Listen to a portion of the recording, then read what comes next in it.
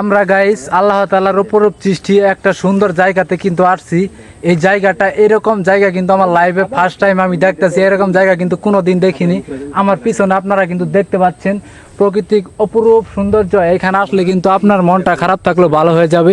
কি একটা দৃশ্য। আর এই যে ছোট ছোট গাছগুলো রয়েছে, এগুলো হচ্ছে চা গাছ। মূলত এই গাছ থেকে কিন্তু চা তৈরি করা হয়। এখানে প্রায় অনেক বড় একটা জায়গা। এখানে এই যে একটা ভাই আছে, তারা আমি জিগাই এখানে কতটুক জায়গা। মূলত এই ভাইটা কিন্তু আমাদেরকে নিয়ে নিয়ে ঘুরতেছে, সম্পূর্ণ জায়গাটা দেখাইতেছে।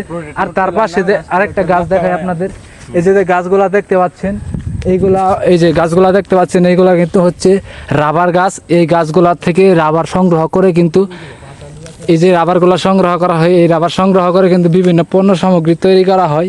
এখানে প্রচুর রাবার গাছ রয়েছে। এখানে মাইলে মাইলে কত একর জমি এটাও আমি জানি না। যাই হোক, বাইরের জায়গায় এখানে এই চা বাগানের বিষয়ে কিছু।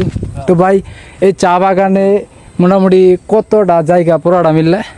পুরাটা মিলে রোডের এই পাশে আসে 333 একর। মানে আমরা যে রুটে নামছি ওই রুটের এই পাশে কত কত একর কইলেন? 333 একর। 333 একর জায়গা। আপনারা কিন্তু বুঝতে পারতেছেন এখানে কত বড় একটা জায়গা জুড়ে কিন্তু এই চা বাগান আর রাবার বাগান মানে স্থাপিত রয়েছে।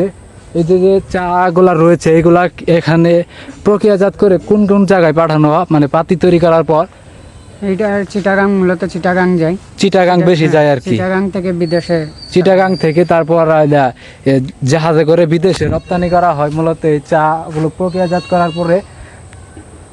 আর এখানে কিন্তু আরেকটা জিনিস আপনাদের দেখাই, এই যে ছোট ছোট ঘর বাড়িগুলো রয়েছে আশপাশে। মূলত ভাই, এই ঘর বাড়িগুলোতে কারা থাকে এখানে? কি এগুলো যারা বাগান দেখাশোনা আর কি, যারা বাগান দেখাশোনা করে, বাগানের কাজকর্ম করে, এরা দেখাশোনা করে। আচ্ছা, যাই হোক, এরকম দৃশ্য ভাই আমি কোনোদিন দেখি নাই, আপনাদেরকে দেখাইলাম। সবাই ভিডিওটা শেয়ার করবেন।